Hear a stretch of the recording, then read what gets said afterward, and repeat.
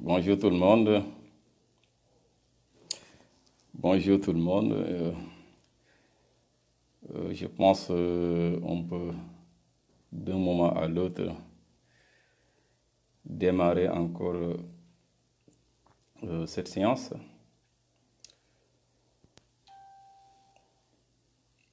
Normalement, on a accusé un retard d'une minute. C'est dû peut-être aux aléas du direct, mais on va essayer peut-être de pallier à cela.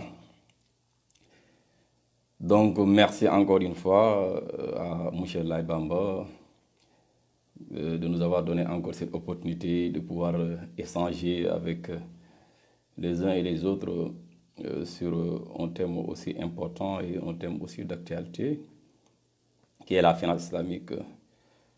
Donc, je vois déjà M. Matar. Bonjour M. Matar. C'est toujours un plaisir que des éminents vous suivent et ça nous réconforte dans le cadre de nos recherches et aussi ça nous réconforte dans tout le développement que nous aurons à faire. Comme vous le savez, la fois passée, on a eu à commencer à échanger sur un certain nombre de points essentiels ayant trait à la finance islamique, particulièrement les produits et services, et on avait commencé à développer un certain nombre d'éléments, un certain nombre de produits, et on va connaître certainement aujourd'hui, parce qu'on n'a pas pu terminer la fois passée pour ne pas être trop long.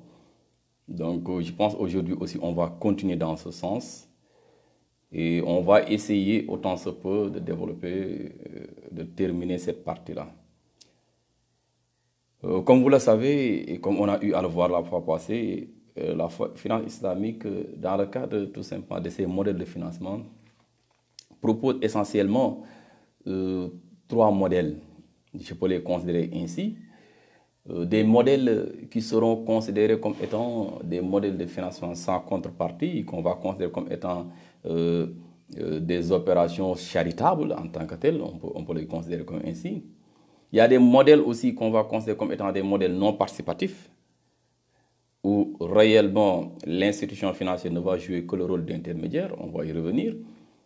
Mais aussi, il y a des modèles participatifs où l'institution devient active dans le cadre tout simplement du financement effectué.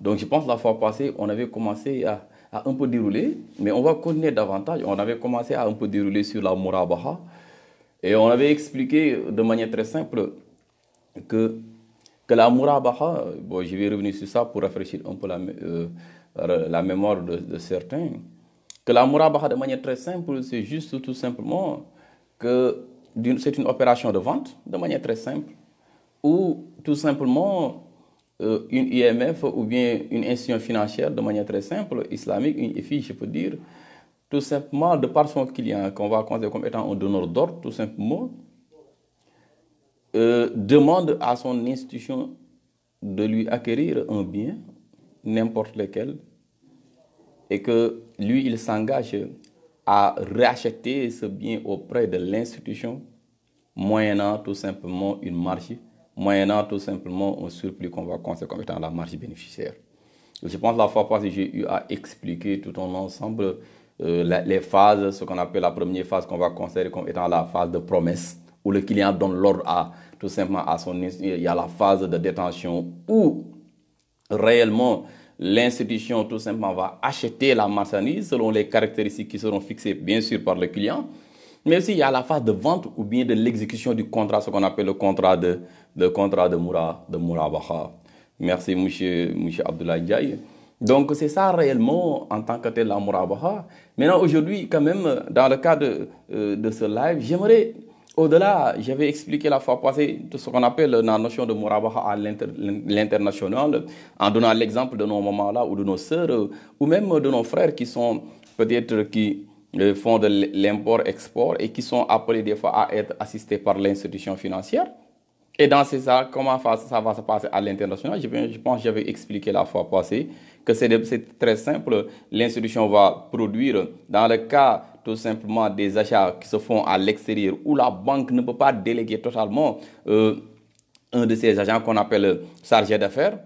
Donc, dans cette situation-là, la banque peut tout simplement faire un engagement, ce qu'on appelle émettre un crédit doc, tout simplement, et un document qui va justifier carrément que c'est la banque, lui, qui s'engage à payer toutes les factures de son client. Maintenant, charge maintenant, après, tout simplement, au fournisseur de ce client de lui faire parvenir toutes ces factures-là, et la banque va appliquer tout simplement sa marge bénéficiaire, c'est-à-dire c'est comme si la banque achetait la marchandise à l'international et revendait cela au client. Mais dans la mesure où c'est le client qui connaît réellement les fournisseurs, dans cette situation-là, la banque tout simplement est appelée à faire quoi? La banque est appelée à faire confiance à son client qui tout simplement, sur la base du crédit documentaire que la banque va lui fournir, tout simplement pourra effectuer ses opérations, pourra tout simplement effectuer toutes les opérations à l'extérieur. Ça, c'est un élément extrêmement important qu'on a eu à voir. Mais maintenant, nous, il est important, quand on parle de Murabaha, qu'on puisse être à mesure de donner des exemples.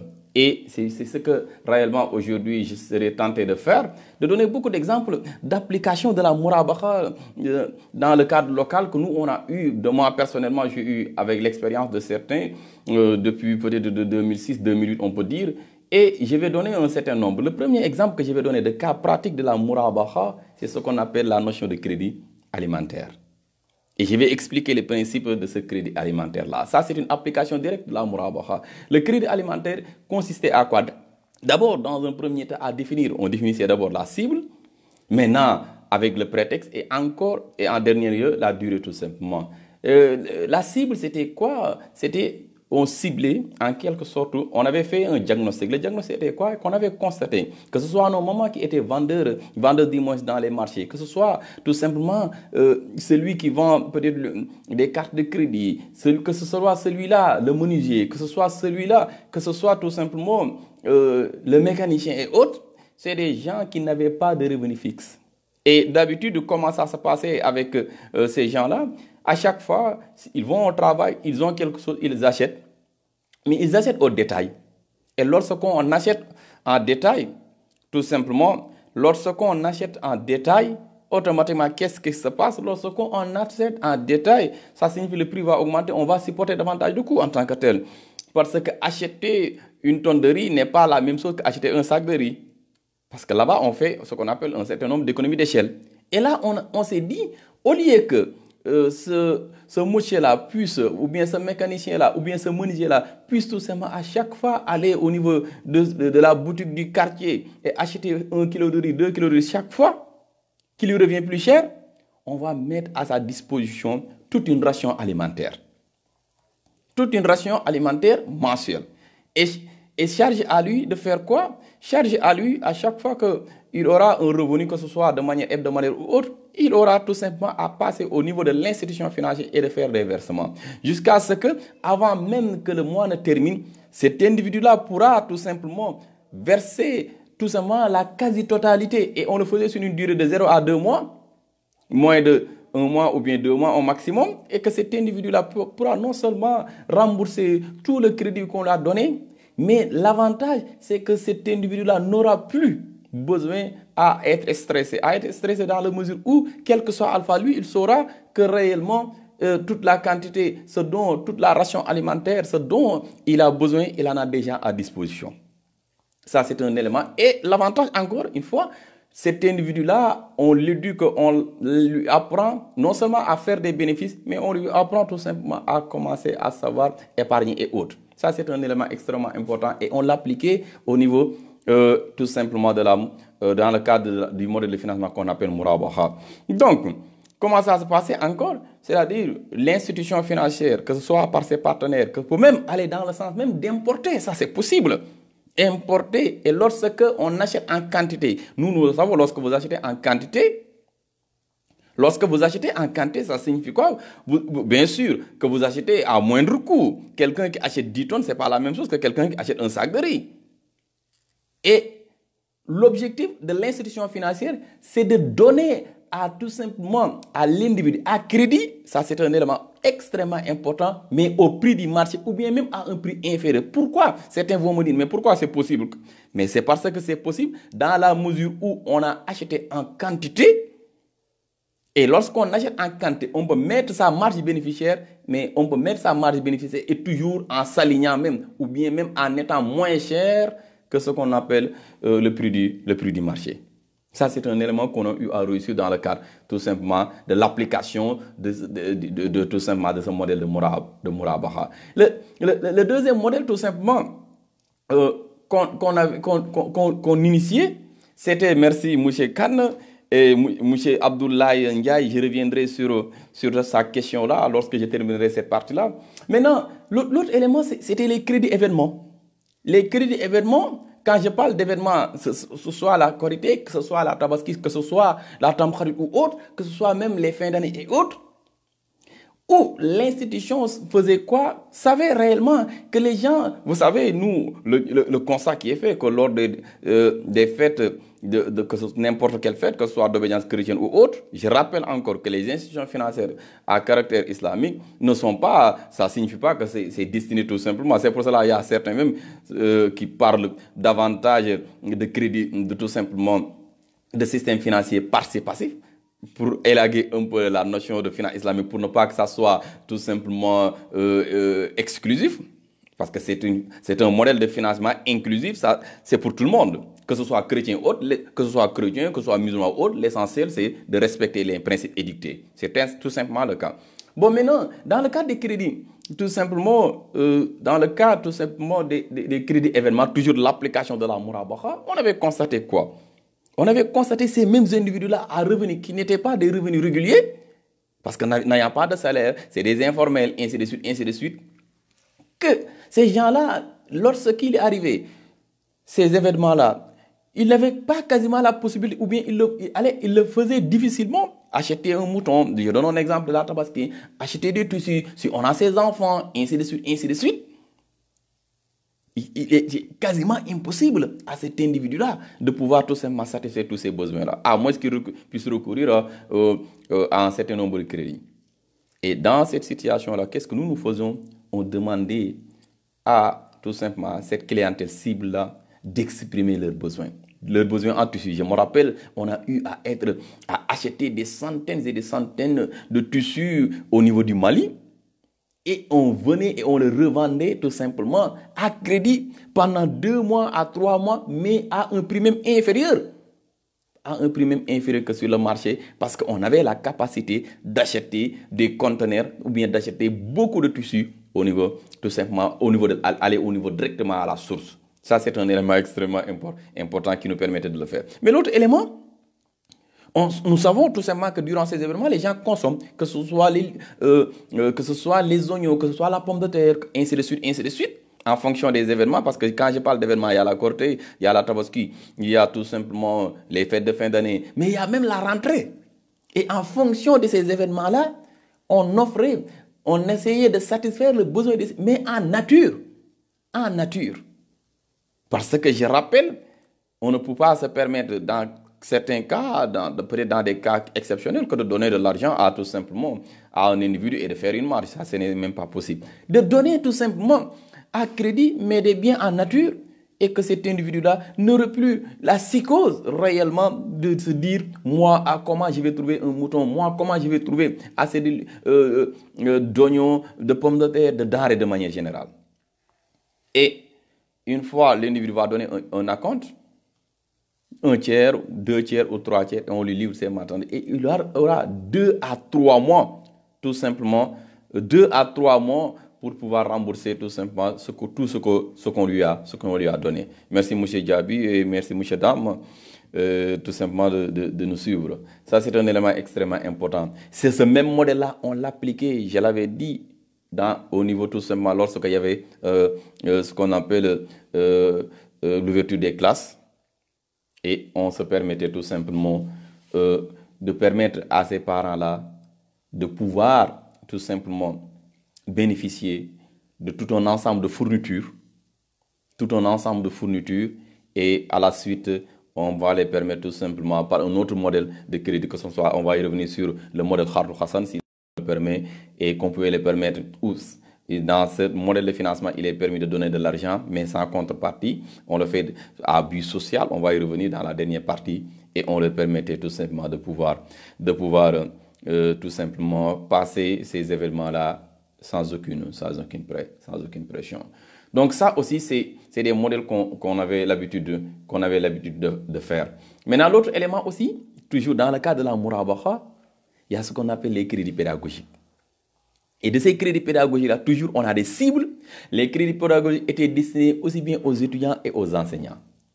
On avait constaté que, par exemple, pour un étudiant qui débarque au niveau de l'université, peut-être qu'il y a une demi-bourse, peut-être actuellement c'est 20 000, que cet étudiant-là, s'il doit dépenser 10 000 ou 15 000, il lui sera extrêmement difficile de pouvoir tout simplement, s'il veut acquérir un certain nombre, tout simplement, excusez-moi, s'il veut acquérir un certain nombre de matériel informatique, c'est extrêmement difficile. Et dans cette situation-là, donc, on travaille avec ces étudiants, on travaille avec ces enseignants et on le met à leur disposition.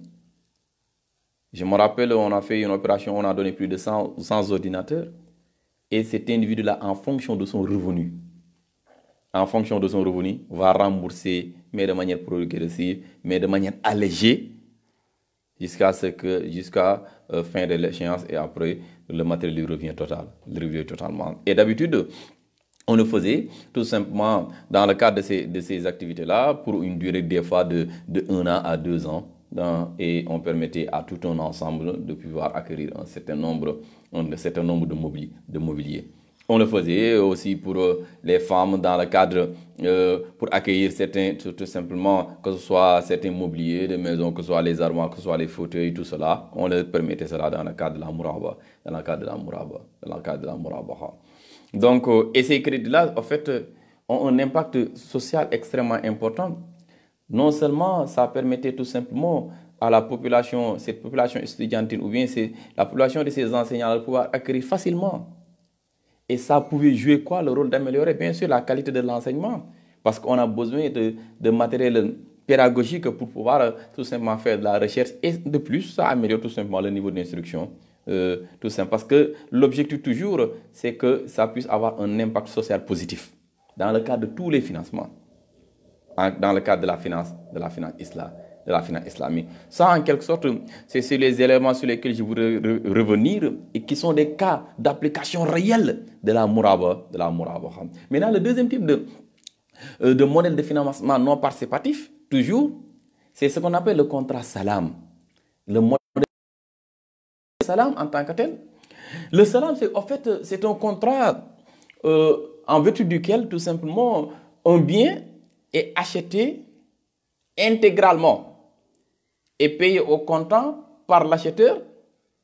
Et maintenant, ce bien-là est livré tout simplement par le vendeur à une date future. Donc, ça signifie quoi? Si on regarde tout simplement de ce modèle-là, on pourrait se dire que ce modèle-là ne répond pas au principe parce qu'on est en train de vendre ce que nous ne détenons pas. Et alors, ça, c'était étant considéré comme un haram dans le cas. On ne peut pas vendre ce dont on ne dispose pas. Mais ici, ça constitue l'exception et le prophète sallallahu alayhi wa sallam lui a permis dans le cas tout simplement de l'agriculture. Et le prophète dans un hadith il dit que lorsque vous êtes dans un contrat de salam, il faut le faire dans le cas où réellement le volume est connu, le poids est connu, mais ils sont connus. Donc, et nous, qu'est-ce qu'on faisait dans le cadre de ces contrats salam-là?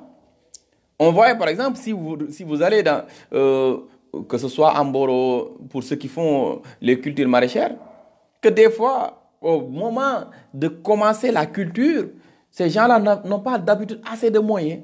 Ou bien même nos cultivateurs n'ont pas assez de moyens pour démarrer tout simplement la saison. Et dans cette situation-là, comme la banque ne peut pas donner comme ça de l'argent tout simplement et en contrepartie, il n'y gagne rien, elle n'y gagne rien du moins, la banque va leur dire tout simplement: je commande chez vous une quantité de tel, pour un tel type, tout simplement, un tel type de produit, que ce soit l'arachide, que ce soit tout simplement le niébé, que ce soit beaucoup de produits, que ce soit le mil et autres. Parce que quoi? Au moment même où la banque est en train de négocier cela pour une date ultérieure, la banque, c'est partenairement qu'il y a d'autres clients qui vont exprimer ce besoin-là futur parce qu'il les connaît en tant que tel. Parce qu'il maîtrise tout simplement, la banque d'Imos maîtrise tout simplement son environnement, maîtrise sa clientèle et connaît tout simplement réellement le besoin d'habitude que ses clients expriment. Et à partir de ce moment, la banque fait un paiement au comptant. Et à partir de ce moment que la banque fait un paiement au comptant, le vendeur, tout simplement, que ce soit l'agriculteur ou autre, va lui livrer tout simplement à date échue ce qu'il lui a réellement, la banque lui a tout simplement, avait détaillement commandé en respectant le volume, en respectant tout simplement le poids, tous ces aspects-là doivent être clairement définis comme le postule. Je rappelle encore une fois que ce modèle constitue une exception parce qu'on paye au comptant quelque chose qu'on ne détient pas encore.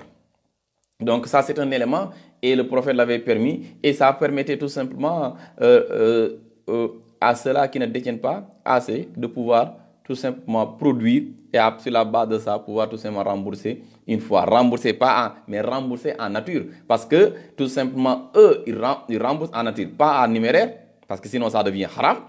Rembourser en nature et tout simplement ça va leur permettre de booster l'activité en quelque sorte économique. Ça, c'est ce qu'on appelle un modèle de financement qu'on appelle le contrat salam. Et qui est un contrat toujours qu'on considère comme étant un modèle de financement qu'on considère comme étant un modèle non participatif.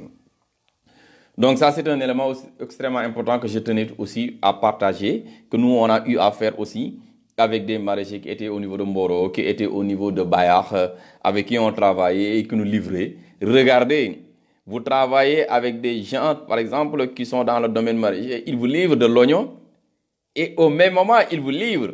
Vous, la banque peut-être est en train de préparer un événement, que ce soit la Korité ou la Tabaski. Vous voyez? Donc, la banque fait ici un contrat de salam. Et ce contrat de salam, si toutefois la marchandise est livrée, la banque va encore en même temps signer un contrat de murabaha, achat et revente dans le cadre de ces programmes. Donc, pour vous montrer comment c'est extrêmement important, comment c'est intéressant, ou réellement dans le cadre des finances, la banque est très dynamique. Très dynamique, et c'est ce qui justifie réellement sa rémunération en tant que telle. Parce que la banque n'est pas statique en tant que mais est dynamique et participe à l'activité réelle, tout simplement, dans le cadre de ces finances islamiques. Maintenant, l'autre élément, c'est qu'il faudra réellement comprendre que la banque ne pourra aucunement financer tout simplement un produit qui est considéré comme étant haram en tant que tel. Mais non, il peut arriver dans ces situations-là que le produit, par exemple, ne soit pas totalement disponible, mais lorsque le produit n'est pas totalement disponible, al-muslimuna ala surutihim, ça signifie quoi? Que réellement, les musulmans sont tenus par le contrat sur lequel ils sont tombés d'accord, que quel que soit alpha, même si le produit n'est pas disponible, celui-là qui devait livrer à la banque se doit de remplir, de chercher ce produit avec les mêmes caractéristiques, avec les mêmes quantités ou bien avec le même volume et de le livrer tout simplement, à la banque. Ça, c'est un élément extrêmement important, il faudra considérer pour remplir, que le vendeur doit remplir fidèlement son contrat, le contrat qui est lié à la banque. Ça aussi, c'est un aspect à considérer dans le cadre du contrat salam. Maintenant, le troisième type de financement non participatif, où la banque ne va jouer que le rôle d'intermédiaire, il y a ce qu'on appelle le contrat al-istisna. Al-istisna, qui signifie quoi tout simplement? C'est juste un contrat où il y a deux éléments. Al-mustashani, c'est-à-dire celui tout simplement qui va commander, le commanditaire, qui va tout simplement commander un bien au niveau d'un sani, tout simplement, qui se chargera en tant que tel de fabriquer un bien. Je donne juste un exemple, comme ça les gens vont comprendre. La banque a une clientèle. Des moments, je donne toujours cet exemple-là parce que j'ai eu à vivre beaucoup d'expériences avec ces mamans-là, vendeurs de poissons et autres, ou bien même vendeurs de fruits. On avait constaté que ces mamans-là, d'habitude, avaient besoin de beaucoup de mobilier, que ce soit le lit, que des armoires, beaucoup de choses. Mais des fois, ne pouvaient pas payer cash ces montants faramineux qui pouvaient être 200 000, qui pouvaient être 700 000, 800 000. Elles ne pouvaient pas. Elles ne pouvaient pas d'un seul coup. Et ces moments-là, on les regroupait dans certaines situations, ce qu'on appelle à des groupements, ce qu'on appelle des crédits solidaires même, des groupes solidaires. Et ces moments-là, qu'est-ce qu'on faisait? On signait avec eux un contrat quasiment où la banque, de par leur choix, la banque va s'engager à payer tout simplement. Supposons que c'est des armoires ou des lits, va payer au comptant. Parce que c'est un bien à fabriquer, qu'on paye au comptant après qu'on livre. C'est ça la différence un peu. Parce que là-bas, dans le cadre du contrat Salam, c'est un produit du domaine de l'agriculture d'habitude, mais ici, c'est un bien à fabriquer. Un lit, une table à manger, un armoire, ainsi de suite, ainsi de suite. Et tout simplement, la banque va payer, supposons que c'est un menuisier, je donne juste un exemple, va payer au comptant le menuisier, charger au menuisier de fabriquer le bien et de le livrer à la banque. Et à partir de ce moment, la banque va faire quoi? Va le livrer à son client qui avait fait la demande. Et que ce client-là, tout simplement, va faire quoi? Ce client va de concert avec la banque. Ils avaient déjà défini les modalités de paiement. Le client va totalement continuer à faire des paiements étalés. Et certains vont me dire, mais la banque va gagner quoi? Bien sûr, lorsque la banque va commander avec tout, va supporter tous les coûts liés tout simplement à la fabrication, va payer au menuisier, supposons que le lit c'est à 700 000, la banque peut dire que moi, si je paye au menuisier tout simplement, la propriété me revient, moi je pourrais te vendre ça à 800 000 ou à 750 000. Moi-même, je me rappelle, nous, on l'avait même associé à de la tontine rotative, où on regroupait les mamans en des groupes de 30 personnes, où on leur demandait de faire des participations de 1000 francs, certains 2000, certains 3000, jusqu'à 5000. Et ça pouvait leur permettre d'acquérir un bien allant jusqu'à 800 000, des fois 1 million et quelques. Et chaque mois, on livrait. On regroupait en fonction des besoins. Par exemple, on regroupe 500 femmes, dimanche, on regroupe 200 femmes, 300 femmes, ainsi de suite, par groupe de 10, 20, 30, qui ont le même besoin. Elles ont tous besoin d'un lit. Et on les regroupe sous forme de ton rotatif. Chacun va cotiser. Et nous, on va faire un contrat tout simplement istisna avec un menuisier déterminé.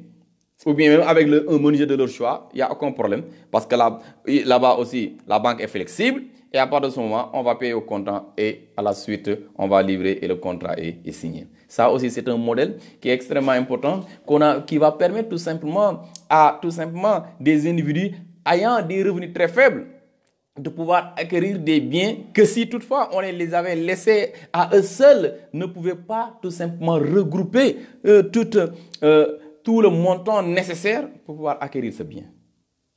Donc ça, c'est des modèles qui sont applicables et qui vont permettre, même à un individu, à un revenu très faible. Je dis, on a eu à le faire avec des vendeurs de fruits, on a eu à le faire avec des vendeurs de poissons, on a eu à le faire avec des menuisiers, on a eu des menuisiers bien sûr qui avaient besoin d'autres matériels pour acquérir, tout simplement. On a eu à le faire avec des chauffeurs de taxi, ainsi de suite, qui avaient des revenus variables, mais qui n'avaient pas de revenus fixes, mais qui avaient aussi des revenus qui n'étaient pas aussi élevés. Mais que par le truchement, tout simplement, de ce crédit solidaire, par le truchement de versements petits, hebdomadaires ou journaliers, qui pouvaient regrouper beaucoup de choses. Mais regardez, vous prenez, je vais donner un exemple, comme ça les gens, certains vont davantage comprendre. Vous prenez 30 personnes, chacun donne 1000 francs par jour. Supposons 10 personnes même, chacun donne 1000 francs par jour. C'est 10 000 francs. Vous le faites tout simplement pendant un mois. Ça fait facilement 300 000. Hein? Supposons, imaginez-vous que si c'était 20 personnes. Si c'est 30 personnes, c'est 900 000. Et avec 900 000, regardez ce qu'on peut acquérir en tant que tel. Donc ça aussi, c'est un élément extrêmement important que nous, on utilisait dans le cadre de ces modèles de financement-là. Donc ça aussi, c'est un élément que je tenais à avoir. Maintenant, l'autre élément qu'on peut voir toujours dans le cadre de ce modèle de financement-là, toujours non participatif, il y a ce qu'on appelle le modèle Ijara. L'Ijara qu'on comprend au crédit bail. Au crédit bail. Normalement, je taquine certains de mes amis en leur disant, normalement, ce modèle de financement-là, C'est ce que la BHS fait en quelque sorte. Mais à la seule différence, c'est l'intérêt qu'elle applique. C'est juste la seule différence. Mais ce que, avec ces crédits, avec tout simplement ces biens immobiliers. Et ce modèle-là, avec bien sûr le programme du président avec 100 000 logements, on pouvait. Parce que je donne un exemple, je le dis de manière très simple, même ceux qui ont des revenus, tout simplement, même ceux qui ont des revenus fixes, ont d'énormes problèmes pour acheter un terrain. Ont d'énormes problèmes pour avoir une maison. Parce qu'on ne peut pas. On ne peut pas regrouper facilement un enseignant. Difficilement, il va regrouper 14 millions, 20 millions pour acheter une maison et construire. Quasiment avec la conjoncture, avec toutes les difficultés, la récession économique, avec tous ces problèmes, c'est quasiment impossible. Mais avec le modèle de financement, Ijara, deux possibilités, Ijara wa Irtina, maintenant tout simplement avec, c'est-à-dire Ijara associé tout simplement à la promesse de vente, mais il y a aussi Ijara associé avec la promesse de donation, mais Ijara associé avec aussi une promesse de vente progressive. C'est comme une location. Donc tout simplement, on a un bien, on donne à un individu d'utiliser ce bien, moyennant tout simplement quelque chose. Je donne un exemple. Et à la fin, soit à la fin de l'utilisation de ce bien-là, la banque peut dire que je vais vous te donner ça en donation. Il n'y a aucun problème. Abus social. Mais, ou bien la banque veut dire que la valeur résiduelle du bien, je vais vous le vendre à un prix moindre. Il n'y a aucun problème. Ou bien tout simplement, je vais te dire tout simplement que je vais te donner le bien, tu vas l'utiliser, mais tu vas payer progressivement. Ça signifie quoi? La banque, supposons qu'une banque qui a la capacité, bien sûr, je pense à un certain moment, comment on l'appelle, caisse de dépôt et consignation, vous avez commencé ça à construire un certain nombre. Imaginez, on construit une cité et on le donne à un coordonné, que ce soit les enseignants, que ce soit la gendarmerie, que ce soit les ou autres, on le donne. Regardez l'argent que ces individus-là payaient pour la location, ils prennent cet argent-là, ils sont déjà logés. Ils prennent cet argent-là et ils vont le donner en remboursement. Le plus souvent, je fais certains éléments en considérant que réellement, par exemple, une maison de chambre salon facilement à Dakar, ça te fait 150 000. Mais imaginez un agent qui doit payer 150 000 d'abord pour une location et vouloir encore payer à sa banque un montant de 150 000 pour pouvoir acquérir un terrain autre. Ça reste très compliqué. Mais dans le cas de l'Ijara, la banque se charge de construire la maison, de construire toute une cité en tant que tel. Je donne juste cet exemple-là, parce que les banques ont cette capacité. Et à partir de ce moment, l'individu loge et ce qu'il payait pour la location, lorsque il était en situation de locataire, il va prendre tout simplement cet argent-là et tout simplement va le payer à la banque. Va le payer à la banque. Et là, non seulement ça aura un impact social terrible, mais ça va stabiliser, que ce soit l'enseignant ou autre, et réellement, ce sera tout simplement un progrès économique en tant que tel. Donc ça aussi, c'est un modèle qu'on a tendance à avoir. C'est la même chose. C'est la même chose. On peut, dans le cas même, l'occasion des voitures, tout cela, on peut le faire en Ijara. On vous loue une voiture, tu l'utilises, tu payes quelque chose, jusqu'à ce que totalement tu utilises pour une durée. Et si tu veux, à la fin, ça dépend du contrat, est-ce que c'est tout simplement Ijara suivi d'une vente, d'une promesse de vente. À la fin, pendant 5 ans, 10 ans, tu dis que bon, maintenant, la banque te dit que bon, moi j'ai déjà récupéré tout ce que je vais mis, maintenant, l'argent, la voiture là, je peux te revendre ça à 1 million, ainsi de suite, je sais pas, ça dépend. Ça dépend tout simplement de l'objet en tant que tel. Donc, l'autre élément, c'est qu'il faudra réellement comprendre sur le statut du loyer. Le premier élément, c'est l'obligation et la précision de la connaissance de son montant. Ça doit être très clair. Le montant du loyer doit être clair. Donc, le paiement aussi, quelle date on doit payer, ça doit être très, très clair. L'autre élément aussi. L'autre élément, tout simplement, la question du rééchelonnement aussi doit définir de mettre très clair. La question, s'il y a possibilité, bien sûr, de faire garantie aussi, ça doit être très clair. Mais dans l'autre élément aussi, le bien qu'on loue aussi doit être un bien ou bien Bon, bien sûr, c'est un financement qui doit être, répondre tout simplement dans les limites édictées par la charia toujours. Ça aussi, c'est un élément extrêmement important qu'il faudra réellement connaître. Donc, l'autre élément aussi que l'individu se doit tout simplement de prendre l'engagement de prendre, parce que comme c'est pas encore son bien, hein, c'est pas encore son bien. Tant que la location est en cours, le bien est la propriété de la banque en tant que tel. Mais c'est l'individu à qui on a loué se doit réellement de prendre bien soin du bien. Tout ça, c'est écrit de manière très claire au niveau du contrat. Donc ça, c'est l'Ijara qu'on pourrait expliquer comme étant un modèle non participatif aussi que les institutions financières islamiques utilisent dans le cadre de leur développement.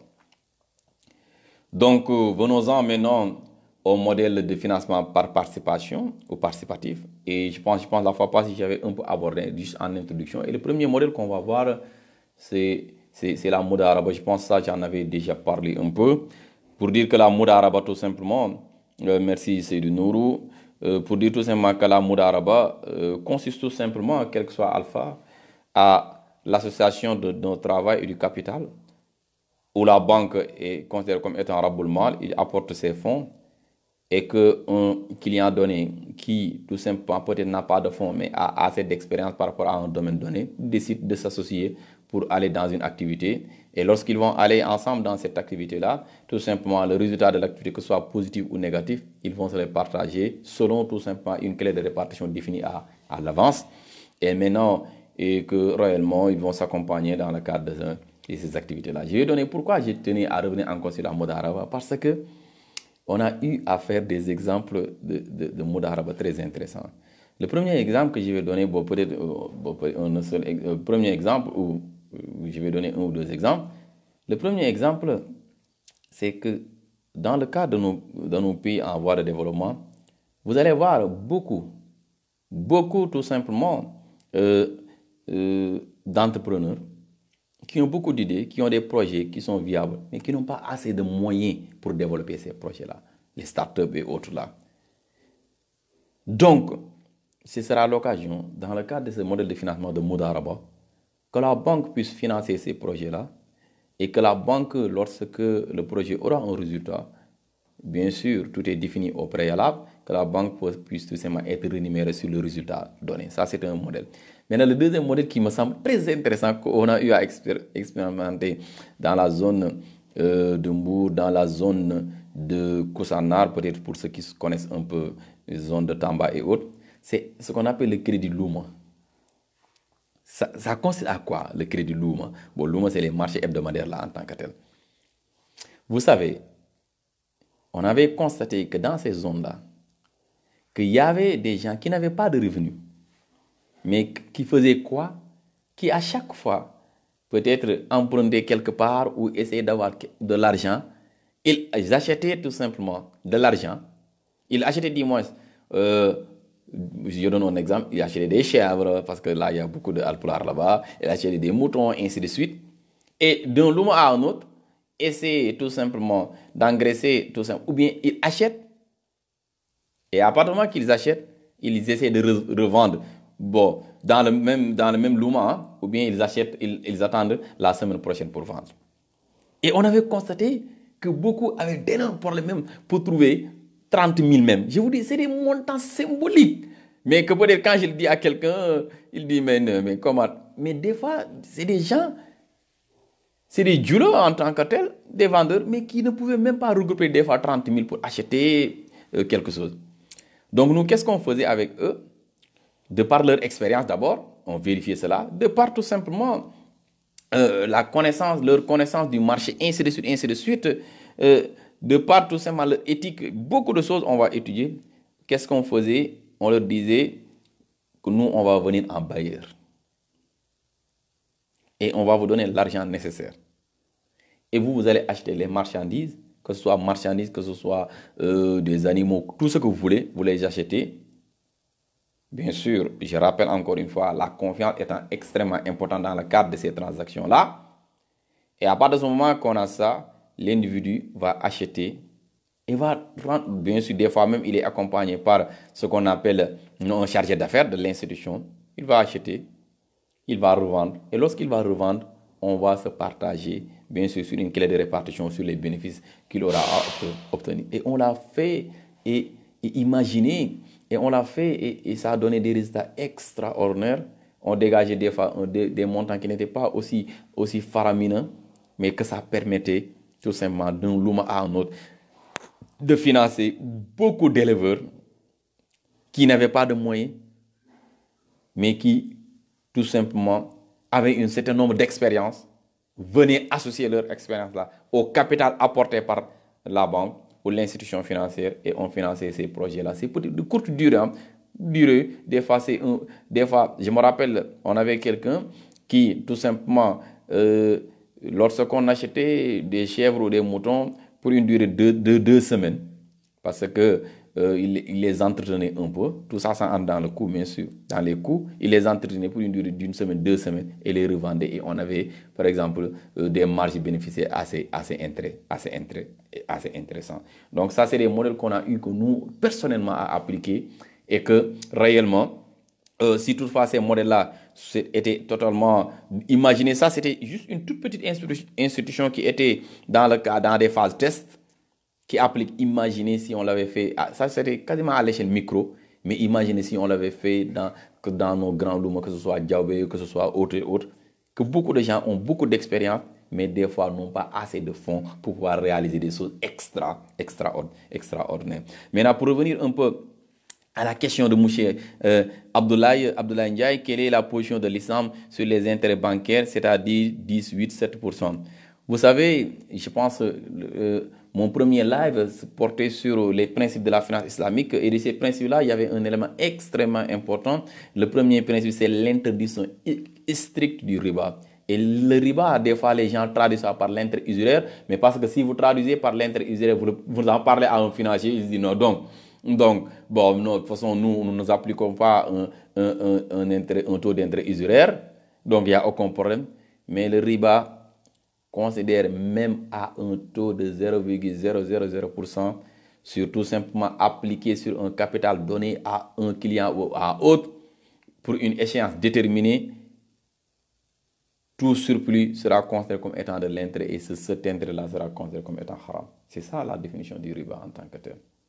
C'est totalement haram, que ce soit 8, 5, 0,000%, c'est considéré, 0,001% est considéré comme étant haram, dans le cadre de ce que nous, tout simplement, nous appliquons. Donc, c'est ça réellement. Bon, malheureusement, en fait, on est dans cette situation au Sénégal. Bon, maintenant, de toute façon, c'est une responsabilité collective et individuelle, et chacun de nous, en tant que tel, se doit, en fonction de ses croyances, bien sûr, se doit de combattre ou autre pour pouvoir changer ce système-là. Bon, bien vrai qu'il y a beaucoup d'initiatives qui sont en train d'être menées, ça y est là. Bon, maintenant, je vais continuer vite fait. En fait, je vais enchaîner avec le contrat de Mouchara, que je pense la fois passée, j'en avais parlé. Donc, je ne vais pas y revenir. Qui consiste tout simplement à quoi? Qui consiste tout simplement à l'association de capital d'un individu dans le cadre d'un projet qui a tout simplement de l'argent, mais cet argent-là, ou bien le capital n'est pas suffisant pour pouvoir faire un projet, se doit tout simplement de venir proposer ce projet-là, que la banque va tout simplement étudier jusqu'à voir que ce projet est rentable, et la banque décide de s'associer en prenant des parts dans tout simplement le capital, et la banque sera rémunérée en fonction de son apport, c'est-à-dire la rémunération faite au prorata des apports. Et j'avais dit que cette moucharaka peut être sabita, c'est-à-dire jusqu'à la fin totale, tout simplement, du projet, ou bien peut-être al-moucharaka moutana, qui ça signifie quoi? Que la banque va entrer dans le capital, mais va y ressortir doucement, c'est-à-dire à chaque fois qu'ils vont se partager le résultat, que peut-être le client va renoncer à ses parts, tout simplement, ou bien à ses dividendes, et que ces dividendes-là vont revenir à la banque, ce qui diminue de surcroît la part de la banque dans le capital, et ainsi de suite, jusqu'à un certain moment, vous allez voir que réellement, la part de la banque va devenir quasiment nulle. Et tout le projet va revenir au client. Parce que l'objectif, encore une fois, d'une banque, ce n'est pas d'être là à être dans un projet avec un client éternellement, mais l'objectif, c'est de l'accompagner. L'objectif, c'est que l'individu puisse être dans le bien-être. Que l'individu puisse réellement voler de ses propres ailes. Ça, c'est aussi un élément extrêmement important qu'il faudra considérer. Donc, ça, c'est un autre modèle qu'on appelle des modèles tout simplement participatifs. Bon, maintenant, lorsqu'on va terminer avec ces modèles-là, donc il est important qu'on puisse voir aussi ce qu'on appelle les opérations sans contrepartie. C'est le dernier modèle. Les opérations sans contrepartie. Et de ces opérations sans contrepartie, on va voir un élément, je l'avais annoncé tantôt, ce qu'on appelle le khardul khassan, c'est-à-dire au financement sans rémunérer. Financement non rémunéré, sans rémunération. Ça signifie quoi? Il peut arriver que dans cette situation, que la banque islamique, ou bien la banque qui est dans le système financier islamique, qui se conforme tout simplement au principe de la finance islamique, puisse donner de l'argent. Mais lorsque la banque donne de l'argent, cet argent ne pourra aucunement être rémunéré. Et c'est ça, tout simplement, la banque le fait dans ce qu'on appelle, lorsque le financement a un caractère social. Dans un caractère social. Je donne un exemple, je l'avais donné. Nous, par exemple, je me rappelle dans le cas des crédits pédagogiques, où on faisait Mourabaha, mais on faisait à côté. Parce que dans le cas des rentrées scolaires, les parents n'ont pas besoin, tout simplement, de fournitures scolaires, mais des fois ont besoin de quoi s'inscrire. Et d'habitude, on définissait tout simplement des montants qui variaient au maximum entre peut-être dans le cas, parce que c'était en microfinance, entre 25 à 50 000 ou bien au maximum à 75 000. Où l'individu n'est tenu que de rembourser le même montant. L'individu est tenu de rembourser que le même montant. Un autre exemple qu'on a eu à le faire, il nous arrive nous tous, par exemple, arriver tout simplement en mi-mois, qu'on a un besoin urgent. Mais lorsqu'on s'adresse à la banque classique, même si c'est un besoin urgent, c'est des découvertes et les découvertes sont davantage taxées. On peut s'adresser dans cette situation-là à une institution financière islamique. Et dans le cas de ces institutions financières islamiques, l'institution financière islamique peut vous donner de l'argent. Parce que vous avez un besoin, vous êtes arrivé en mi-mois, vous avez une ordonnance à payer. Vous êtes arrivé en mi-mois, vous êtes totalement à court d'argent. Vous arrivez en mi-mois, vous avez épuisé tout votre revenu et vous devez payer un certain nombre de factures. Un besoin urgent qui est justifié. Dans cette situation-là, la banque peut vous donner de l'argent. Mais ça, c'est abus social. Et ce ne sera pas rémunéré. Et que de comment encore vous allez payer que le montant, tout simplement, que réellement la banque vous a donné. Bon, moi, je connais même certaines banques, je peux citer ça, la BIS par exemple, même si la BIS n'est pas totalement finance islamique, mais la BIS quand même fait des efforts réels. Dans le cas, je fais de la publicité gratuite à la BIS, dans le cas tout simplement de ce cas de Khardul Khassan, donne des montants jusqu'à 500 000. Donne des montants jusqu'à 500 000 pour montrer. Imaginez 500 000, c'est pas mince à faire en tant que tel. Et que vous ne remboursez que le montant qu'on vous a donné. On vous a donné 500. Maintenant, ce qu'il ne faudra réellement pas, vous savez, et vous devez rembourser réellement que les 500 000 là. Mais il arrive des situations où, ça il faut aussi comprendre, et ça c'est permis, c'est-à-dire les frais de dossier et autres, ça n'a rien à voir avec le taux d'intérêt. Les frais de dossier sont halal, sont licites dans le cadre des finances islamiques. Les commissions sont halal dans le cadre des finances islamiques. Ça n'a rien à voir. Ça n'a rien à voir avec le taux d'intérêt. Parce que le taux d'intérêt d'habitude est fonction du temps. Or, les frais de dossier, c'est des montants fixes. Quand vous faites même un crédit de consommation autre, on vous dit que le frais de dossier, c'est 10 000, il n'y a aucun problème en tant que tel. Ça aussi, il faudra réellement. Les frais de tenue de compte aussi. Les frais de tenue de compte. C'est bon, vous m'entendez? Est-ce que c'est bon? Il y a quelqu'un qui me notifie que on ne m'entend pas. C'est bon, Sokhna maintenant?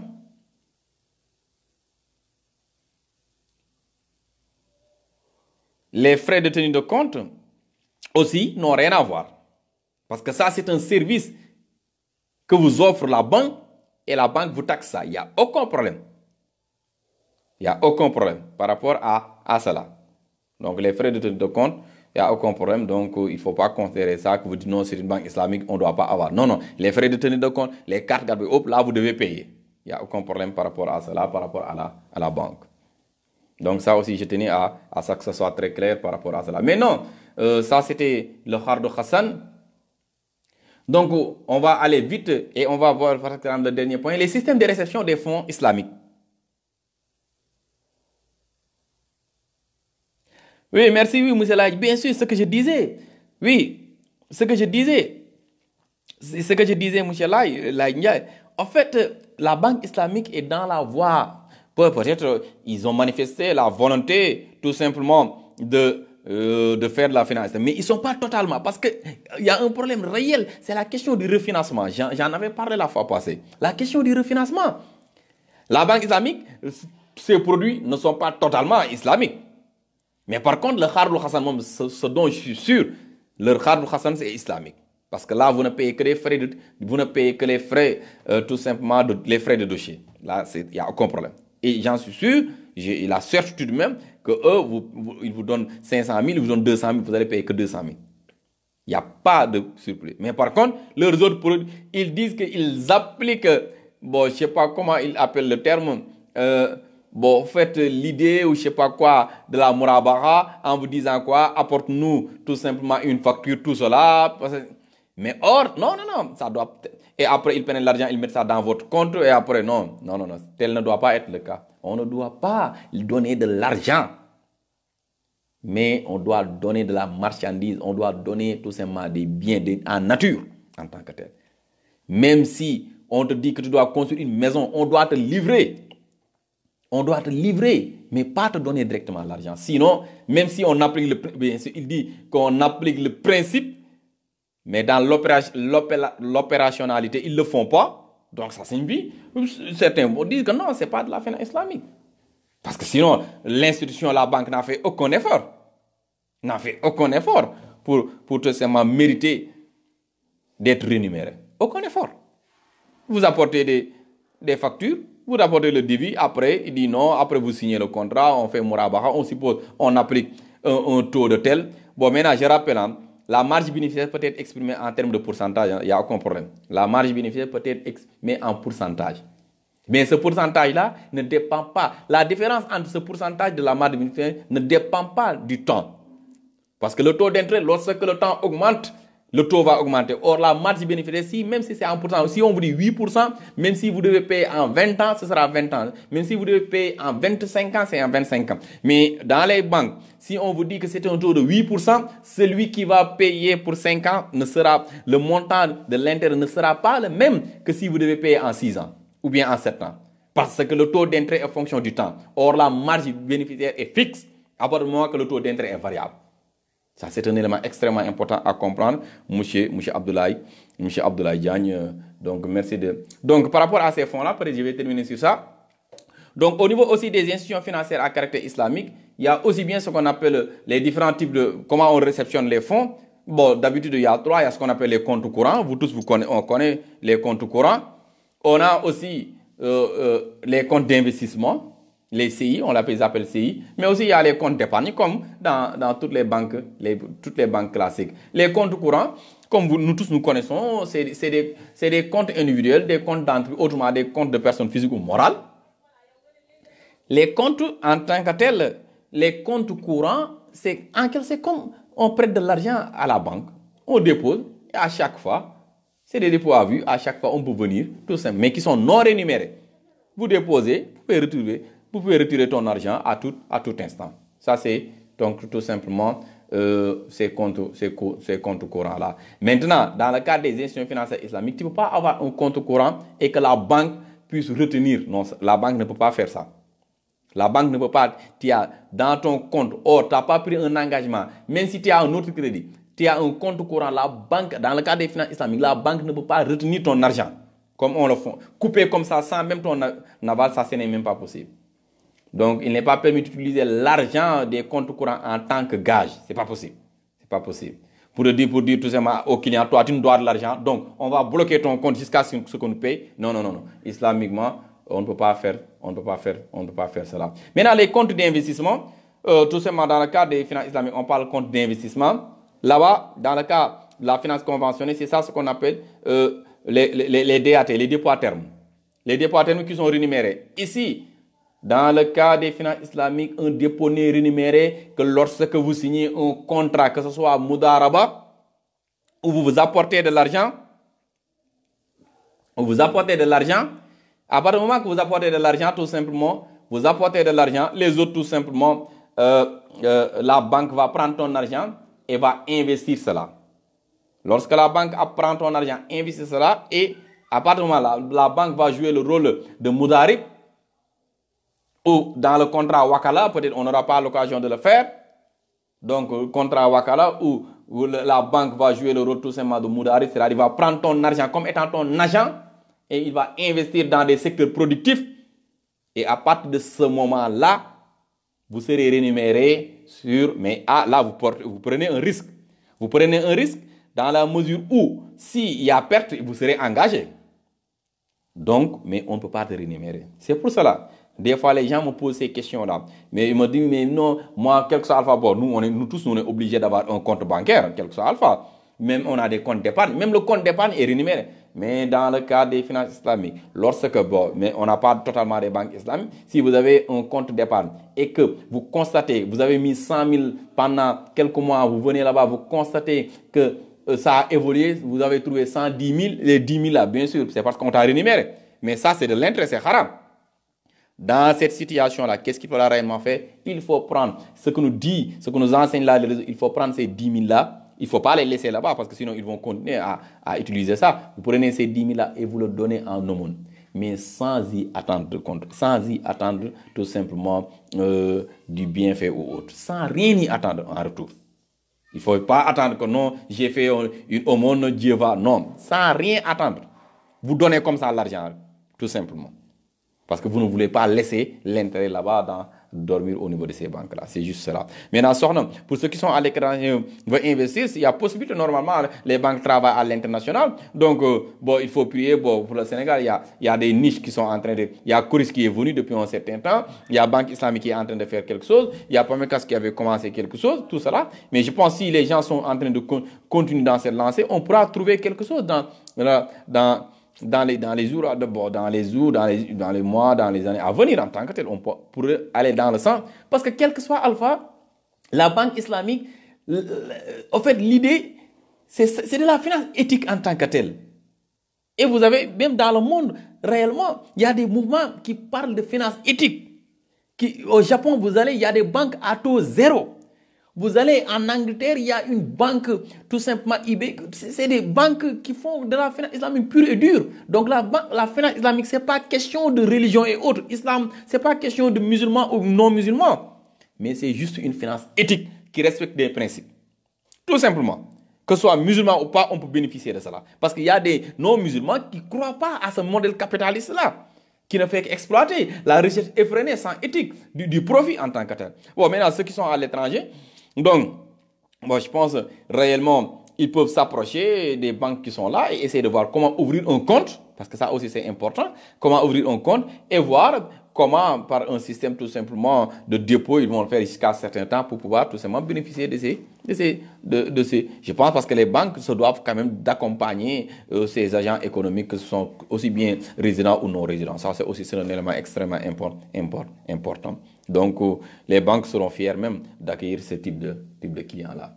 Bon, maintenant, les comptes d'épargne aussi. Donc, comme je l'avais dit, les comptes d'épargne sont régis par les mêmes règles que les comptes courants islamiques en ce qui concerne la disponibilité des fonds et l'absence de rémunération. Pas de rémunération, même si c'est un compte d'épargne. Pas de rémunération, parce que toute rémunération est considérée comme haram. Mais maintenant, ces comptes d'épargne-là, tout simplement, pour avoir ce qu'on appelle des objets spécifiques, on peut avoir un compte d'épargne logement, un compte d'épargne équipement. Je me rappelle que nous, on faisait même un compte d'épargne équipement. Si on ne fait pas istisna, on le faisait, ou on dit tout simplement à l'individu que tu vas épargner pendant un certain temps, un certain montant. Par exemple, tu as besoin d'un financement. Regardez, tu as besoin, et là, on donnait même l'argent. Tu as besoin de 2 millions. On te dit peut-être, si tu parviens à épargner jusqu'à 800 000 pendant 3 mois, bien sûr, on va te débloquer un crédit de 1 500 000 pour te permettre de faire ton activité. Et on va le dire, les gens vont se dire, mais bon, la banque sera rémunérée comment? Mais la banque sera rémunérée parce que l'individu a laissé son argent pendant un certain temps. Et l'individu pouvait utiliser son argent en tant que tel. Mais lorsque la banque va lui donner les 1 500 000, la banque ne pourra pas mettre de l'intérêt. L'individu est appelé juste à rembourser les 1 500 000. Il y a même, on m'avait même aussi commencé à initier ce qu'on appelle les plans d'épargne pèlerinage. Je me rappelle, j'avais des amis égyptiens qui me disaient, c'est un constat qui est fait au Sénégal, qu'on a constaté que c'est les vieux ou les vieilles, non-vieilles mamans qui vont à la Mecque. Or, vous allez à la Mecque, vous allez voir, que ce soit dans les autres pays, Malaisie et autres, Égypte, vous allez voir des jeunes partir, très jeunes même. Qu'est-ce qui explique cela? Parce qu'eux, ils ont des systèmes qui leur permettent, par exemple, par des systèmes de cotisation. Imaginez, nous tous qui sommes ici, imaginez si on avait commencé à cotiser depuis qu'on était au collège, ou bien depuis notre première année au lycée, ou bien notre première année à l'université. C'est fini, hein? On cotisait, supposons qu'on cotisait chaque mois 2000 francs, comme ça. Non, c'est fini. Ça fait des années. On pouvait facilement, actuellement, étant toujours jeune, on pouvait facilement aller à la Mecque. Donc ça aussi, c'est des modèles que les gens proposaient au niveau de ces jeunes-là. Dans le cadre de la finance islamique, on peut l'appeler ce qu'on appelle les plans d'épargne. C'est des plans d'épargne tout simplement, c'est des comptes tout simplement d'épargne, pèlerinage, que ce soit événement, que ce soit mariage même, que ce soit mariage. Je me rappelais très souvent qu'il y a certains, on leur disait que parce que lorsqu'on fait un mariage, on a besoin d'avoir de la liquidité. On te dit que toi, tu te comptes te marier dans 2 ans, essaie par exemple de mettre dans ton compte, peut-être tu as besoin de 2 millions, de mettre dans ton compte 1 million que tu vas bloquer dans le compte pendant 6 mois. Et maintenant, si à l'issue de ces 6 mois-là, on va débloquer tous les 2 millions qu'on va te donner. Et tu ne vas rembourser que les 1 million qu'on t'a donné, mais que tu vas les rembourser, mais sans rémunération. Ça, c'est les types de modèles de plan d'épargne et c'était pour encourager certains modèles de financement-là.